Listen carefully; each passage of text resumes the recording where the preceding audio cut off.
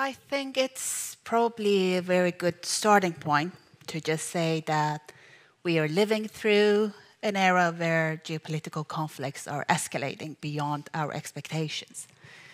Only in 2023, for example, the world witnessed 59 active conflicts around the world, and it was the highest number recorded since 1964. So we know the Russian invasion of Ukraine, we know the war in Gaza, and many, many other examples around the world.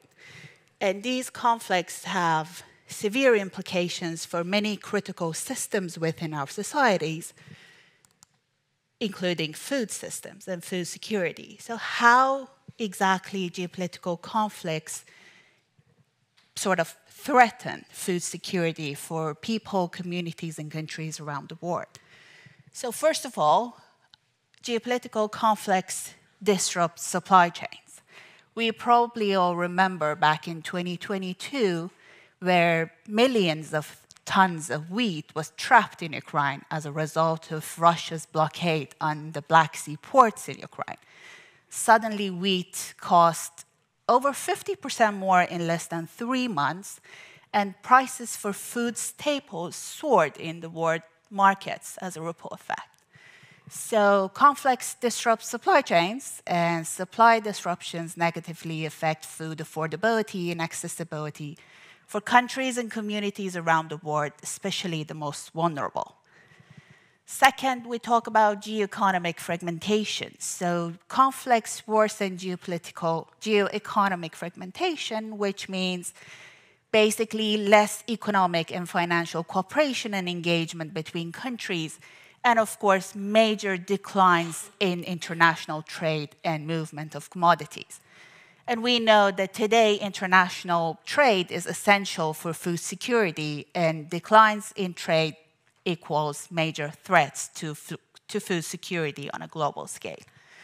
And finally, we see governments increasingly use trade policies, including food trade policies, as instruments for geopolitical leverage.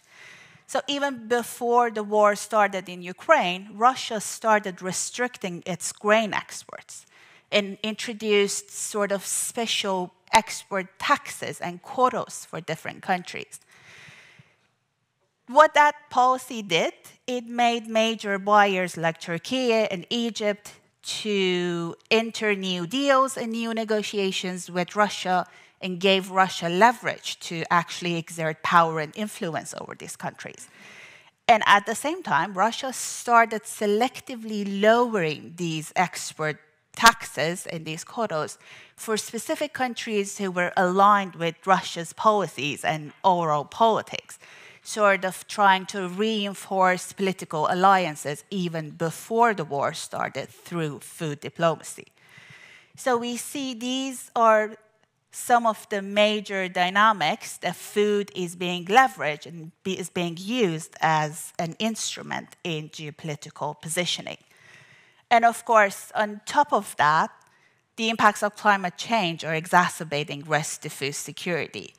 So by 2050, we are expecting major declines in crop yield for essential crops, including maize, rice, and wheat as a result of climate change. And these impacts are transboundary in nature. They don't respect borders. They cross borders through trade and other mechanisms, of course, and they negatively affect food security for people around the world and in countries quite remote from the initial impact of climate change. Excessive flooding in Pakistan and reduced rice yield not only threaten livelihoods in Pakistan, but also impair food security and especially food affordability for import-dependent Europe. Less harvest of wheat in Europe as a result of, let's say, rising temperatures can create a dire food crisis in East Africa, which relies heavily on grain imports. And let's not forget that almost all trade routes that are essential for the movement of food around the world are exposed to the impacts of climate change and extreme weather events. But still, given all these challenges and all these quite sad facts, there are still solutions, and policy directions to try to address these risks to food security. First of all is strengthening cooperation. We need new forms and scales of cooperation in the face of geopolitical divide. And in this context, plurilateral cooperation, which means cooperation between smaller groups of countries based on their interests, their common values, or common risks they are facing, could offer a new solution or new spaces and mechanisms for cooperation, even now that we are facing escalating geopolitical conflicts. Second is enhancing climate-resilient agriculture. It basically ensures a stable and sufficient domestic food supply for countries, reducing their dependencies on the global markets and mitigating their exposure to trade disruptions. But we need to remember that climate resilient is the key word here. We need to ensure that our agricultural practices do not harm ecological health, try to mitigate adverse effects on the environment, and of course, include implications and aspects of social justice, equity, and equality in different countries. And finally, the last solution that we are going to mention here is transitioning our dietary patterns. So we need to move away from resource-intensive and animal-based diets towards more sustainable and plant-based options. And basically, this will reduce the intensity of agricultural practices and make more resources like land and water available for producing more food and making food more accessible and affordable for bigger populations around the world.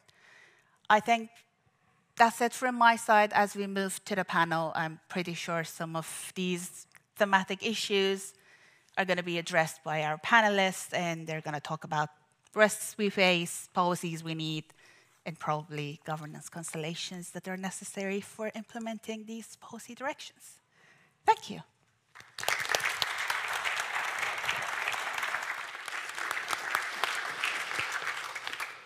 Thank you very much, Sarah. I think you set it up brilliantly. Thank you so much for your presentation. Come round the tables, everyone, and we're going to start off actually with you, Jayi, if I can. So Sarah opened by talking about the weaponization of food. She gave one example in terms of Russia. But could you unpack this concept of weaponization of food, perhaps give us some other examples of how it's being used? Sure. I hope this is working. So weaponization of food, I think, works much the same way economic coercion works in general. It's an instrument of political, and sometimes also military pressure to get the response and the outcomes that you want. This can come in forms that are more innocuous, kind of soft weapons of coercion, where it's influencing producers in target states. This can be as minor as, Chinese functional bans of wine, Australian wine, or soybeans that are not necessarily essentially affecting consumers in the home state. That can come in the form of also the Russian ban of Western food imports after the 2014 invasion of Crimea and the imposition of sanctions on Russia. This was also part of an import substitution program in Russia that had been long-standing, but also impacted European producers and farmers and had effects on social unrest as well, and political unrest in certain pockets of Europe. But I think there are much more sinister forms of weaponization of food, historically, obviously, but they are happening today as well, and that is the use of starvation as a war tactic. In 1996, there was a Rome Declaration saying food should not be used as an instrument of economic or political pressure. And that was very much in response to many things that had happened during the 20th century, during the Cold War, in which it was. And that's been brought back.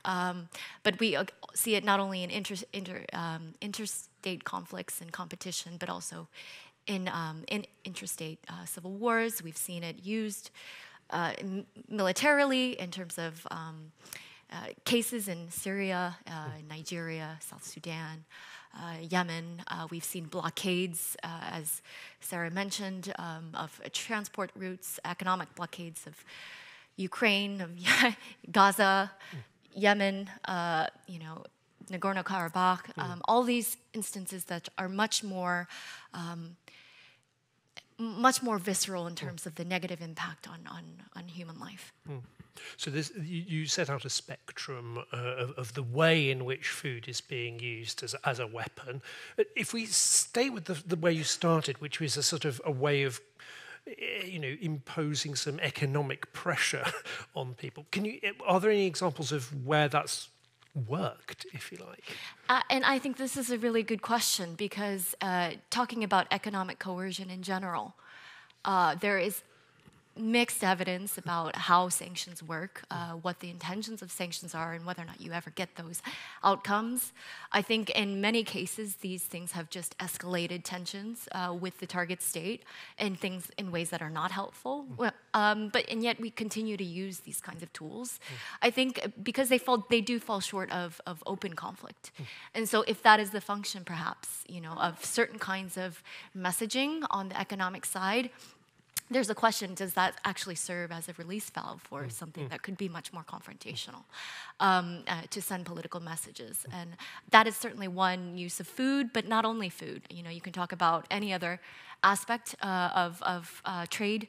But it's important that a lot of times these are messages not only for the adversary or the competitor or the trade partner, it is also for the domestic audience.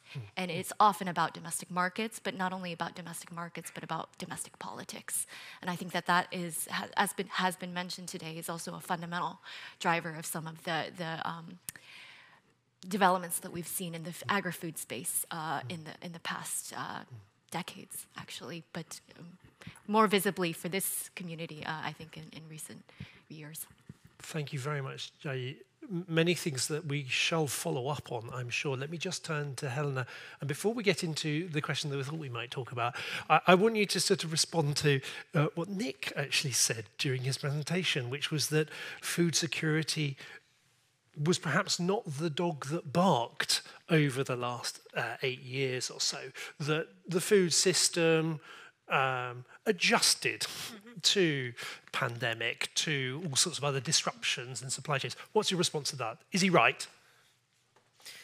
If the food system has become more in the spotlight nowadays, definitely so. If we go back pre-2020, something like that, food was not really something that was a lot discussed in society. Sometimes it was even agricultural practice, or agriculture was even talked about in a way like, well, it's only such a minor part of the GDP, it's not that important. But it is that important, because it is the basis for the whole food production and thus food consumption. But over the last few years, what we have seen is really that food has sort of moved into the spotlight, starting with the pandemic, but also moving on with Russia's invasion of Ukraine. We started to talk about food security here in Sweden after the invasion of Ukraine. All of a sudden, policymakers really woke up and started talking about preparedness with respect to food. And what we also could see in both connected to the pandemic and connected to Russia's invasion of Ukraine, was a quite significant price inflation in food, which really kind of put on spotlight how sensitive people are to variation in food prices, and how difficult it can be for at least some groups in society to put good food on the table when prices increases. And that really shows how vulnerable we are to changes in the food system, and how extremely important it is that we start discussing how both the food system can transition towards sustainability and to something that is more resilient to different types of shock, be they war, or be they pandemic, or be they different types of climate shocks and so on. So, in a sense, the answer is that there was a certain amount of elasticity in the system that was able to absorb all of these sorts of things. Therefore, perhaps food security, the food system didn't collapse as such, but there was a lot of tension within it with raising and prices and inflation. Yes, exactly. And of course, that left some people very much in a more vulnerable position than they were. Let me come back to something that Sarah talked about in her at the end of her presentation, which was transitioning of diets. So one of the things that we'll need to do, perhaps will be forced to do by the changing climate, but also need to choose to do, is the dietary change. And I just wonder whether you could talk a little bit about how that might then also have a knock-on effect in terms of either building resilience and security, or will there be a transition period where there'll be a lot of turbulence as well? Yeah, I think that depends on how we do those dietary shifts. And first of all, going back to what are those dietary shifts and what do we see ongoing? Well, what is advocated from many instances is that, exactly as Sarah said, we need a transition towards less resource-intensive food products. It doesn't mean, of course, that everyone should become vegans, but it means that we need to transition towards eating less meat, less animal-sourced foods, because they are more intensive in terms of resources. And this is also for health reasons. We have the NNR, for instance, the Nordic Nutritional Recommendations that came 2023, really emphasizing that we need to eat more vegetables, whole grains, and fruits and so on. And that automatically, of course, means that we need to eat less of something else because we can only put so much food into our bodies every day. But these changes that we see, I think the effects they will have depends also on how we do it. So if when we do these dietary shifts, if we also put policies in place to ensure that the agricultural systems also make changes in the same sort of direction. If we start off, what do we need to eat for health reasons and climate reasons, and then we let the policies with regard to agriculture follow that, then I think we could do this transition in a rather good way. So take Sweden as an example. We would need to increase production of fruits and vegetables, for instance. We would need to eat more whole grain, which means also feed less of the whole grain into the animals and let the animals eat the things that we cannot eat, to put it shortly. But if we outsource these productions to countries that where we have those unstable relationships with, that might create larger problems when it comes to food security in the future. Let's say that we transition diets so that we rely totally on food coming in from other parts of the world. That can put a risk on us depending on where we source the food from. But this also some kind of puts emphasis on the need for having really good relationships between countries, so we can rely on that we will actually be able to source this food, and vice versa, that they can rely on that we will be able to source food to them.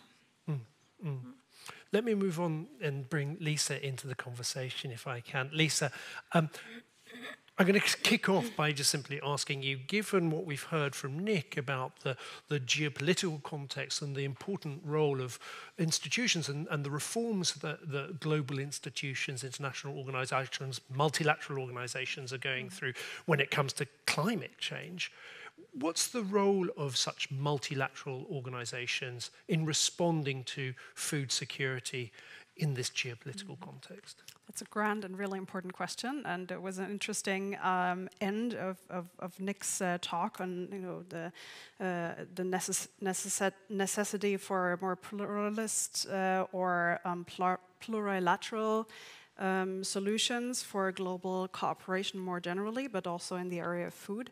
But I think there's also a relatively simple answer to it. I think the international organizations that form the multilateral system of the post-war world order, their role is to assist the states to improve food security. We shouldn't forget that when we look at global governance today and the global governance of food. The international organizations have specific functions, and all those functions are geared toward assisting the states.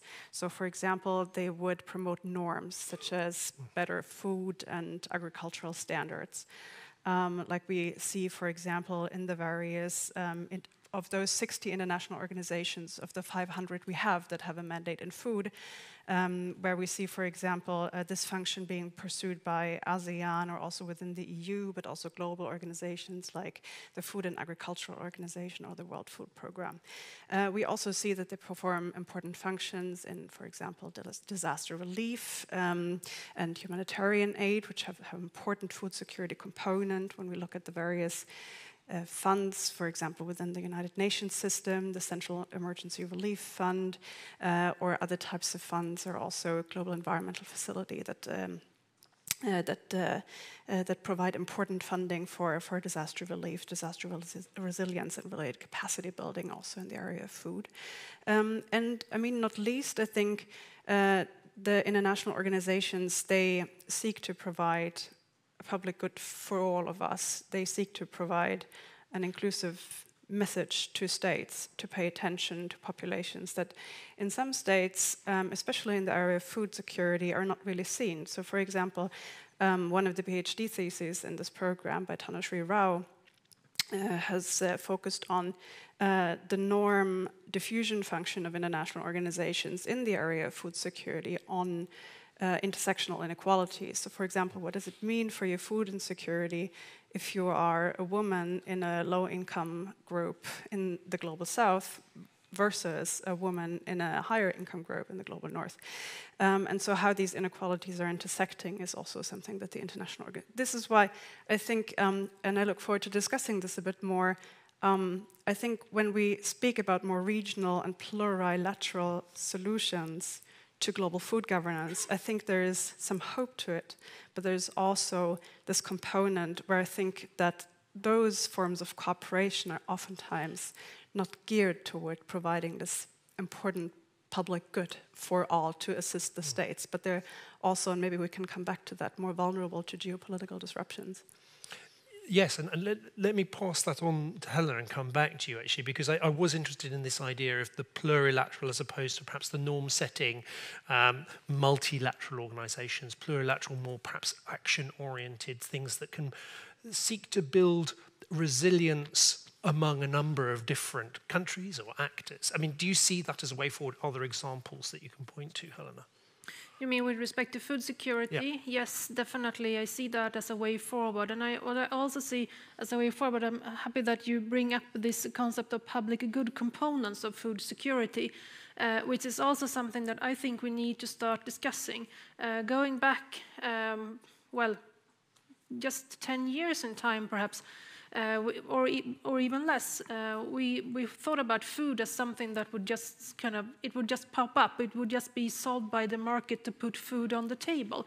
But I think we really need to start thinking about what is the public good component of food security, and how can we ensure that through collaborations between countries, between institutions, and so on, and what parts of food security is a public good, and what is something that is more that should be dealt by the market. That's something I think we really need to start thinking about, and thinking about who is responsible for making sure that we have food, at least the basic food that we need to avoid hunger and to avoid malnutrition. You asked the question, do you have an answer? Who is responsible? Are we missing No, I don't have an answer yet, but I think we need to really start discussing this. How do we kind of ensure that we have food, a basic set of food on the table? Yeah. Jaya, I wanted to come back to you. We ended up talking a little bit more about trade when it came to Helena's first answer in relation to food security. I wondered whether you wanted to reflect a little bit about that intersection between trade, sustainability, and security when it comes to food. Yes, but actually, if you don't mind, I just want to pick up on this idea of the public good. Yeah.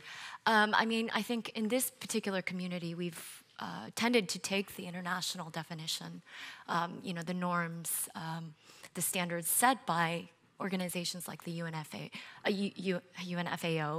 and the definition of food security is for all people at all times. And that's an important norm. But vice the more optimistic perspectives, I work a lot with geopolitics in the traditional sense, in the classical sense of Moscow, Beijing, DC, and there's a lot of rightful pessimism there. And where I can see where it impacts the food security space is we don't have a common sense of the public.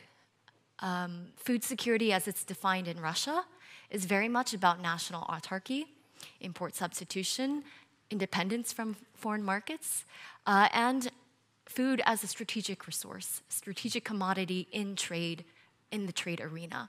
Whether or not they can implement it in that way is another question, but that's how it's seen. In China, there's definitions of food security that are, about absolute self-sufficiency in certain very sensitive sectors of staple grains. That's not to say that this is a massive part of, it's a smaller part of Chinese diets now, but there are very, very strict domestic policies around maintaining certain red lines around food security. The US as well, I mean, historically, this has been a very important part of domestic politics in terms of support to farmers and the farm support policies there. In all these places, the primary focus is national food security. And national food security often and increasingly defined in terms of how much we're not reliant on international trade. And this is fine to some extent. Obviously, that is an important component of resilience, is being able to be somewhat insulated from trade markets and from the volatility.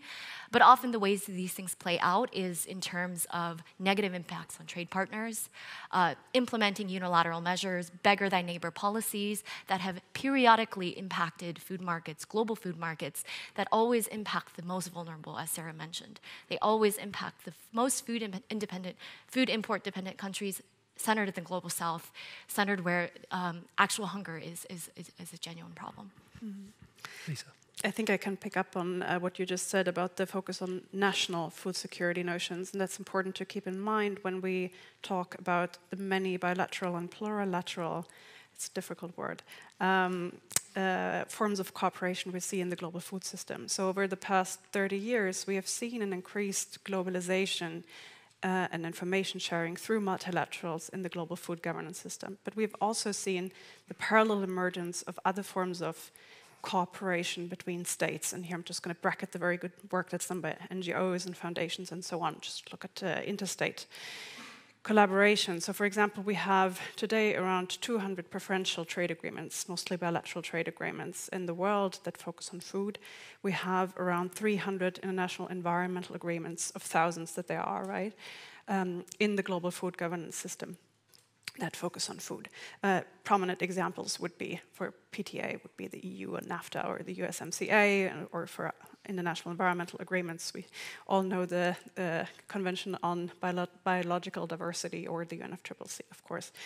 Those are just the most prominent ones. But there are so many more, and the network between those is quite loose. That means it's not dense. It means that states share preferential information within those diets of states or within those plurilateral forms of cooperation, but not so much outside. And research on that is a bit mixed, but you can say that that states can further their national goals within specific preferential dyadic formations of cooperation, and that is not very helpful in promoting stability in the global food governance system. It crowds out forms of cooperation and also trade outside those preferential trade agreements or forms of cooperation. And now the UNFCCC is, of course, a large one that has almost all the world states as members. But there are many other international environmental agreements and preferential trade agreements that are much more exclusive and regional. I think the risk here is that those forms of collaboration on trade, I mean, of course, there are also benefits like information sharing and much local knowledge coming in and so on. But we also see that there is a vulnerability to regional hegemons that have a specific notion of food security, right, that they seek to promote and also impose on others. We see renegotiations of preferential trade agreements that are being done under the pressure of regional hegemons. And so I think that can have repercussions on food security that are not necessarily beneficial and provide the stability, the food security for the most vulnerable in the world. Helena, I thought you were also about to respond to what Jair was saying. Did you want to come in on No, that? no. No. Well, in that case, let me move you on to another question, if I can, which was taking inspiration from Sarah's introduction, climate resilient agriculture. Now, 4 years ago, there was the Food System Summit, and one of the key sort of conclusions was the importance of science and innovation. So where are we in terms of developing that sort of climate resilient agriculture, but also making sure that it is actually accessible, applicable in every place that it's needed? Yeah, I think where we are, to answer that question, if we look into science, we know how agriculture would need to transition to become more climate resilient. At least we know well enough. There is always more to learn, but we know a whole lot about how it can happen. I think where we really need to know more is how we can make this happen. How can we move the agricultural system out of the current system, which is quite heavily dependent on fossil fuels, on mineral fertilizers that is produced from fossil fuels, and that is also heavily dependent on pesticides. And the dependence on these aspects, of course, drives climate change. But with an agriculture that is more based on ecosystems, we could have an agricultural system that is more adapted to or less vulnerable to climate change, but that would also reduce its impact on climate change. And the question now is really, how do we move the agricultural systems and the whole food system out of this system where it is now? There is where I think we really need more research. And from what I can see, where one of the problems is that many farmers and also other actors in the food supply chain, they face quite a lot of uncertainties. They don't know what will happen if they move into a new set of a new way of doing agriculture. It might lead to more variability in harvest, for instance, and they don't know how to deal with that. And they don't know what will happen to them financially. And here I think is also where we need more research to sort of help them have good forecasts about what could happen not only in 1 year or in 2 years, but in a more long-term perspective when we start building up the soils again, start building up the agricultural ecosystems to be well-functioning again. And also we need to understand how we can help this transition, both from a societal perspective with public policy and how we can help it also with private policy, for instance, with collaborations in the food value chain and so on. So I think the how question, how we make the system move out of the current one into a new one, is really where we need more research. I'm going to open up for questions from the floor in just a second, but you touched upon something right at the end there, which is the role of the private sector in this. Yeah. Are they stepping up? Is there enough of an interface between science, policy, and the private sector to make these things happen? From what I can see, I think that we are moving into that direction, but I think that much more steps are needed to do it fully. Because if we also look into the food system and the agricultural system, much of the changes need to be done at the farm level, how farmers do agriculture. And most of the farmers, they are private businesses, they are even sole proprietorships, enskilda firmor in Swedish, family-based businesses, and these are huge risks to them, right, to make these changes, big investments and so on.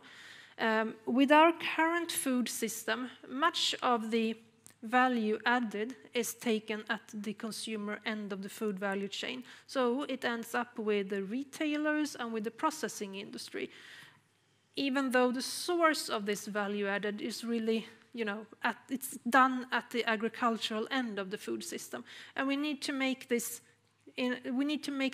collaboration between actors in the value chain to work much better, so that these investments can be taken at the farms, and we can have this change of the food system. And I see steps are taken towards this, but I think things are going too slow, of course. I think so. I think that we need to see much more of this. I'd like to invite the audience to ask their questions. I'm going to try and take 2 or 3 at a time. I think we have a microphone.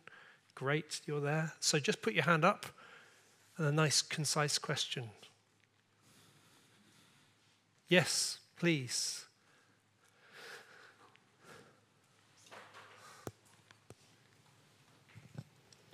Hi, my name is Dr. Ranjan Datta. I'm a Canada Research Chair at Mount Royal University, Calgary, Canada. So it's a very interesting presentation. I just would like to share one of the elder perspective from Arctic. So elder said, our traditional food has been taken out and was given the canned food by the name of food security. And canned food is not ready for our stomach, so we are having lots of cancer on other issues around the community. So how do you see the food security is hiding the real problem that community or all over the world is facing the food sovereignty? Are there any other questions that we want to take quickly? Yes, here at the front, please. Hi, everybody. Thank you very much for the presentation so far. I'm Matthias Rust, and I'm working at the governmental offices, not with food matters, but we have a similar situation when we talk about like shipping. And during the last years, we had during the pandemic, we had problems with shipping because during the good years, shipping was always just in time. We didn't need to have stocks. Everything was just flowing. But when we had disruptions, things didn't come, and we realized, well, we need to have a resilient logistical system, which means having things in stock or whatever. But that is a cost to that. So we need to think about how much is it worth to have a resilience for impacts like this. You haven't been talking so much about, I mean, we're talking about how to do a transition from one system to another. But I mean, how much can it actually cost to be attractive for the policymakers, for the public? I mean, that's what I'm a bit curious about, because that will affect sort of like the policy vehicle to move it forwards. Thanks. Thank you very much. So one question there really about local communities and indigenous peoples and how they have been exposed to the vagaries of the food system and the sort of food security has been co-opted. The second question there really around resilience. What are the tactics? What's our menu of options on resilience, and how much does it cost? Are there some that are more expensive than others as strategies that we can use to build resilience? Should we start with resilience as a question? Lisa? Sure. I think what we should keep in mind is that the global public gives international organizations, multilateral organizations, interstate cooperation a firm mandate to solve problems, for example, to build resilience also around food security and also for secure trade flows, for example, through shipping and the secure shipping routes and also the capacity of the states needed to trade what is needed. We see that since the 1990s that public opinion toward the major international organizations, but also the EU actually, where we also constantly think that it's contested and geopolitical disruptions, but actually public opinion is firmly moderately positive and supportive of multilateral solutions of such questions. I can't really speak to the actual topic of shipping, but I can say that in my view, when it comes to securing global food supply chains and securing them from geopolitical disruptions, I think that states should support more less stable states to engage in multilateral solutions and not always try to find plurilateral solutions. I think we should keep the route open to finding multilateral solutions together. That could be within the EU, that could be within the UN, it could be within the WTO. But I think it would be a mistake if we were to try to, as governments,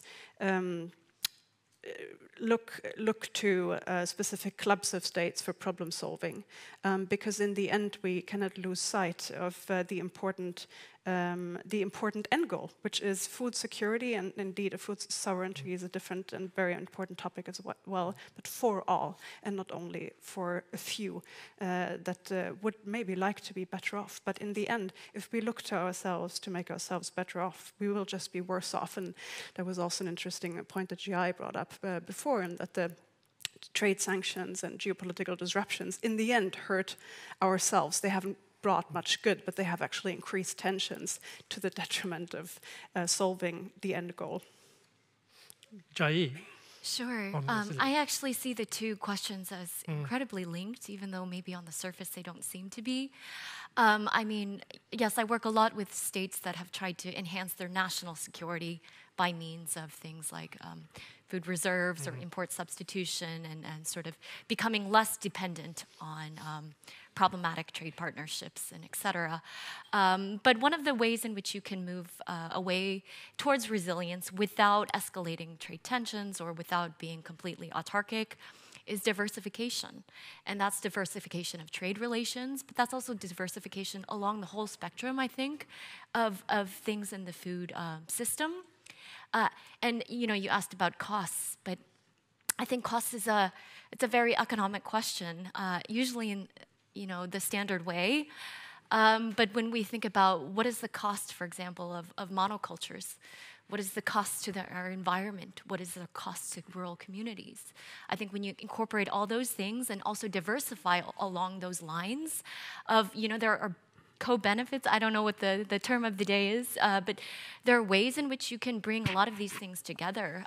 Diversifying your supply chains in your trade relations, diversifying the kinds of the foods that we eat and that we grow, diversifying the producers that we support, not only large farms, but also small farms, different kinds of markets, small producers, large producers. I think when you take it that way, these are very non-escalatory means of increasing resilience. I think that are much more distributed, much more holistic, and that benefit not only state security, but also human and possibly even environmental security and climate. And I really want to connect it also back to the first question, but I don't know if you are... I'd like to give Helen a chance to come in as well, but thank you very much, Jai. Sorry. Can we afford it? Can we afford resilience? Yes, we can definitely do that, I think. And backing up what you said, I think diversification is the key, both in what we eat and what we produce and what type of systems we have. Diversification is really important. But what I also want to highlight is that it's not only about the cost of transitioning, right? It's not only about the investments that we need to do to transition, but it's also about the alternative cost of not transitioning. What will happen if we continue as we do? If we look at agriculture as it is now, we can see that many commodities are super sensitive to climate change. We've seen it in Sweden. Go back to the summer 2023, when we started off with a very dry spring season during the sowing and so on. And then we had a very, very wet autumn season. The harvest, if you drove through the countryside in September 2023, you would see black fields because the crop had turned black. And that crop was not of the quality that we as humans think that it is good for us to eat it, because the bread would not be as fluffy as we are used to and so on. So we had to feed it mostly to animals.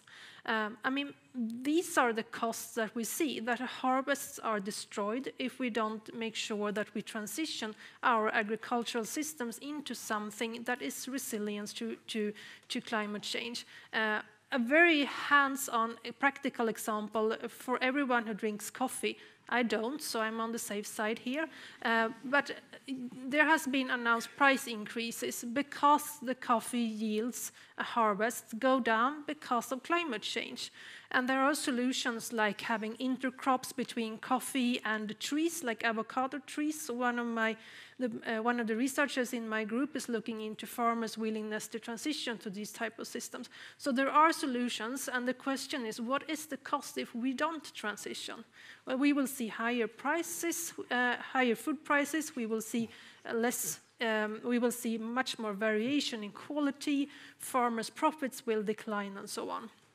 And also keep in mind that something like pesticides, well, my colleagues in ecology, they keep on telling that, well, I'm sorry, weeds will become resistant to pesticides, so we cannot use it in the future. And then we need to transition our systems so we can actually maintain production at the levels that we are used to, but with more of an ecosystem-based approach. Thank you very much. So resilience, there are a number of strategies to develop that resilience. It's not just about self-sufficiency, food sovereignty or protectionism. There's a whole palette to choose from. And I'm very glad that you mentioned coffee. So I read an article in the New York Times a couple of weeks ago. Coffee is at a 50-year high in terms of its prices, but Mistra Geopolitics has done a very careful cost-benefit analysis and has decided that you all deserve coffee and that it will be to the great benefit of the rest of the conference if you go and take it right now. So you have 15 minutes.